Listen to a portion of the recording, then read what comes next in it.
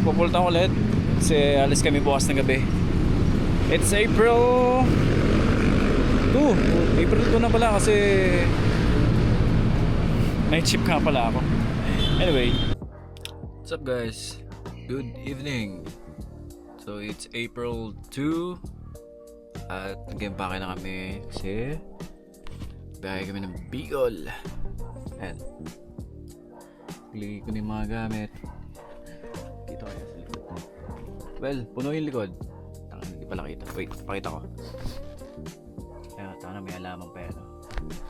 Ayan na, puro camp chair sa maleta. Nagpadala ng halaman, sa mga kawali na hindi nagamit. Dadali na sa Bicol.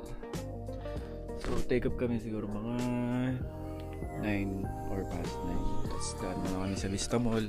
And then biyahe na kami. So yun nga, since taga Antipolo kami, ang magiging daan namin ay dito sa likod, backdoor kung tawagin, bali sa may Laguna. So magtatanay, Teresa Morong, Tanay, Pililya, Mabitak, yun, part, Laguna area na yun. And then diretso kami ng Pagsanahan. Tapos sakit kami Nakabinti, Luciana, Lucbana, then Lucena na yun. Hindi, Tayabas pala muna, and then Lucena. Tapos Pagbilao, Antimonan, etc. Dire-diretso na yun. So update ko kayo laters. Peace out. Ay, hindi pa pala peace out. Mamaya na pala. Kita ba ako? Okay. So, nakaready na kami. Cold start. Ingay yung putik. So, manap lang. Tapos, daan lang kami sa Vista Mall. Kasi bibili si Gom ng kape. And then, start na ng biyahe.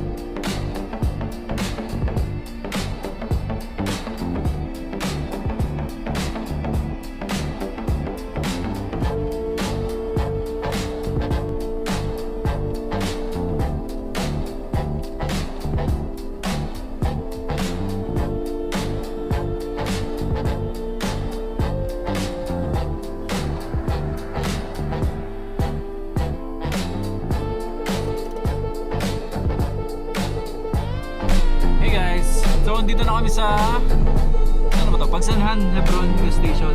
Standby muna kami. Ay, hindi. CR break lang. Tapos, cancel na ulit. Let's go.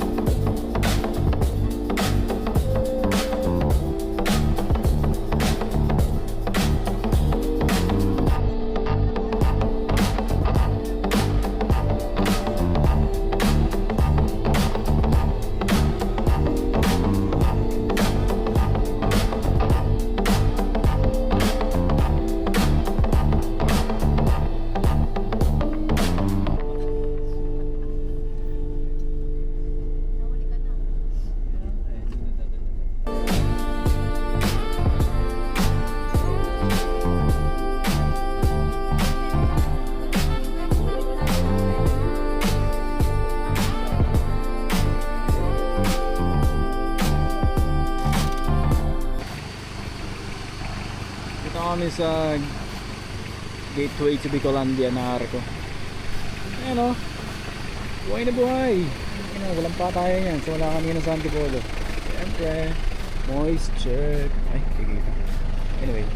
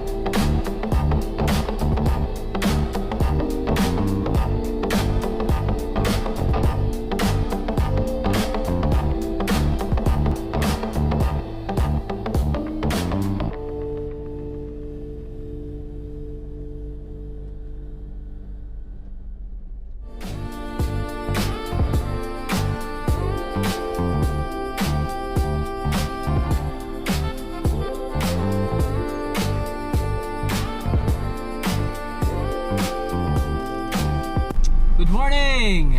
So touchdown, dito na kami sa Talisay. Men, tangay na grabe. So, umalis kami ng 10 sa Antipolo. 10, 11, 12, 10, 11, 12, 10, 11, 12, 1, 2, 3, 4, 5, 8 hours. Good news no, ang ganda na ng daan sa papunta dito. Hindi na ganun kalala. So yun guys, hindi ba dito tapos yung vlog So yun nga, 8 hours sa biyahe. Dito kami sa backdoor dumaan. Dumaan kami sa from Antipolo City, Teresa, Morong, Tanay, Pililya, Mabitak, Fami, Sinluan, Paite, Lumban, Pagsanhan, Kabinti, Luciana, Lukban, and then Tayabas, tas Diversion Road, Pagbilao, yun, tas Pagbilao na, Antimonan, diretso na. Saka dito lang kami sa diet.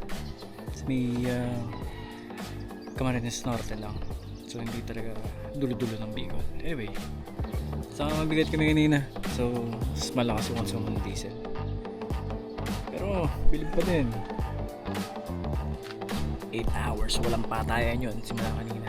Tumingin kami ng CR break, tapos siguro mga nakadalawa ng CR break kami. Tapos hindi, actually tatlo pala. Yung pangatlo dun sa may gateway to Bicolandia. Tapos nag-noodles muna, siguro mga 20 minutes kami naka-standby. Hindi ko na pinatay yung makina. Nag-cool down lang din siya. So yun, may ba na trato from full tank. So tingnan ko mamaya papafull tank ako dun sa diet. Tingnan ko kung ilan yun na konsumo. Mahal pa naman ang diesel ngayon, 134 ata dito. Walang yan. Tamang 3-4 lang. 25 liters ang konsumo. Nice one. Ano ba gagawin? Di sana kung nakatulog ka, di mo na rin naramdaman. Legit ba yun? Hindi, lagi binabango mo si Doc doon sa kwarto. Oo, lagi. Saan kwarto? Huwag ganun nga yun, tulog kami. Sa kwarto nyo? Tabi Oo, ko. ganun. Nakakaano. Dami yung bata. Morning guys, so April 3 pa-diesel tayo pakarga ko ng diesel kagabi, and ang nakasum namin from Antipolo City to Diet Talisay, so full pack tayo nun, tapos straight yun, walang pa tayo ng aircon, tapos naka-idle pa ako na 40 minutes. Ang consume na diesel ay 25 liters. Estimated ko naman na yun. Yun na yung tansya ko talaga. 25 liters. So, hopefully, mas matipid yung pauwi. Well, sana. Kasi hindi ko alam kung madami din papadala pauwi. So, yun. Mawa siya ng 3-4. Sagad yun, 3-4. Full tank. 25 liters. Kate, di ba? 10-10? Saan kami mo dun?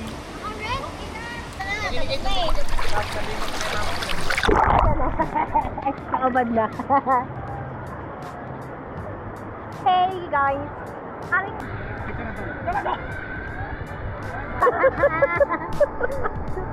Baka na yan, nailaw mo bag! Okay, ma'am, we are going to Cochinillo, yo? Sama na, di naman malamig!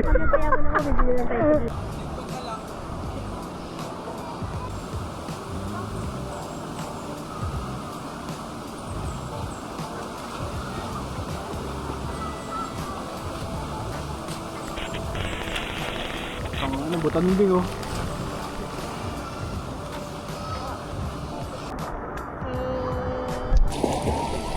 Wala ko talagang lalim. Gandito lang oh.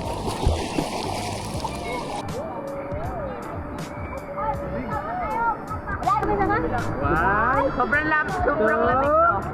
B, parang bata ko malamig.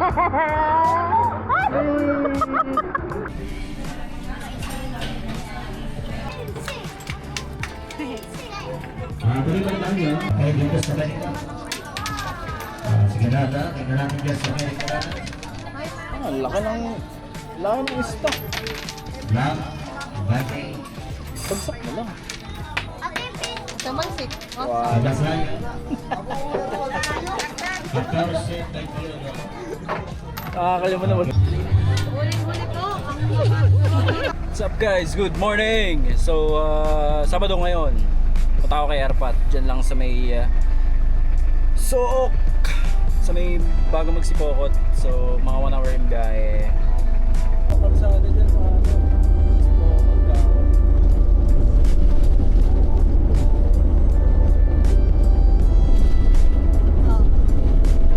Bye-bye.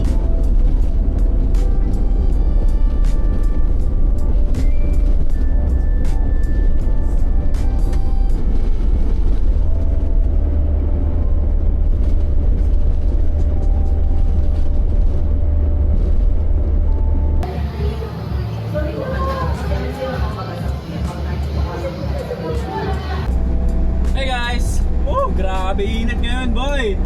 Oras natin 2:44. So, inita ko na si Papa kasama yung dalawang kapatid. Kasundo ko sa kanila, punta kami ng SM Diet. Wala, masyal lang, kain. Tapos, nilaro sila sa Worlds of Fun. Tapos, tamang kwentuhan lang, Tapos, yun, nilatid ko na din sila. Dito sa may Sook, Pasipokot na. Mga 1 hour ang layo from Talisay. So, pauwi na ako. Grabe init guys! Sumabutin lang. Tingnan nyo naman oh. Ano yung pinaglalagay ko na sunshade dito sa sakyan para lang bawasan yung init na galing sa labas. Well anyway, ngayon lang. Dinocument ko lang. Hi guys! Morning guys. It's April 6. So, anong ba? 6:50 ng umaga. Magbabagas-bas kami. Siguro mga hanggang 8 kami doon. Tapos, uwi kami ng Antipolo mamayang 6 PM. Alis kami dito sa Talisay. So,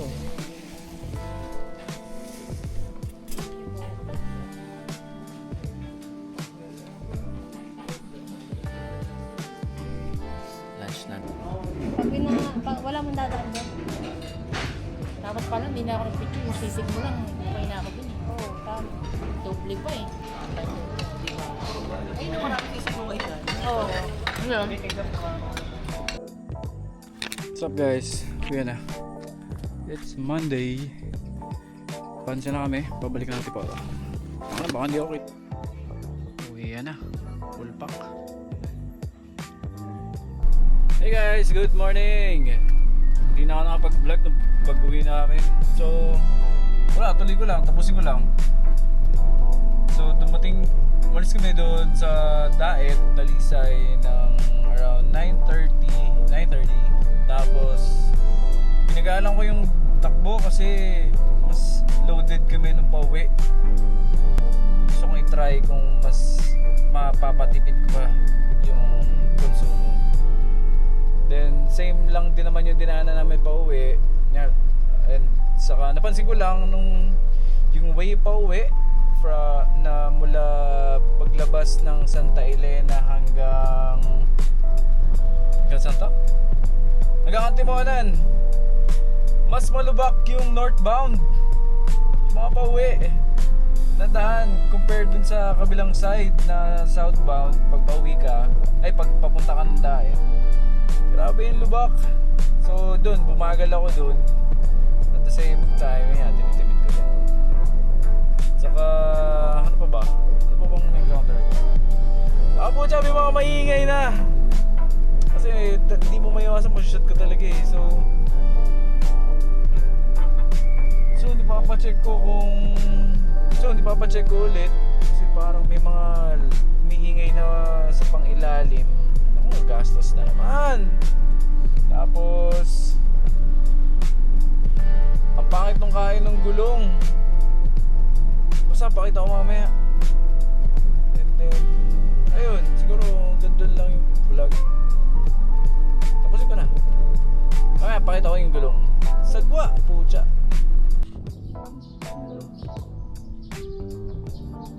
Ito yung thread.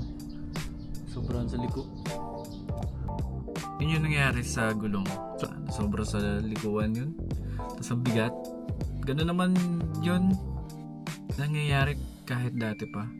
Pagka pumunta ako ng mga Palasena, di ba likuan yung Cavite siya saka din sa pababa ng pakit ng mabitak at pababa ng mabitak. Anyway, dagdag ko sa engine, wala naman naging problema. Malakas pa din. Hindi naman siya nagbawas ng langis. Tapos cooling system, okay din, normal yung temp. Nag-top up lang ako kanina pagkagising ko. Siguro nabawasan lang siya ng mga isang shot glass, sama na kunti lang. Tapos braking system okay pa din, wala naman problema doon. Siguro brake cleaning ko na lang ulit kapag pumunta ako sa shop. For sure madaming nabawas doon sa brake shoe at puro dust yan.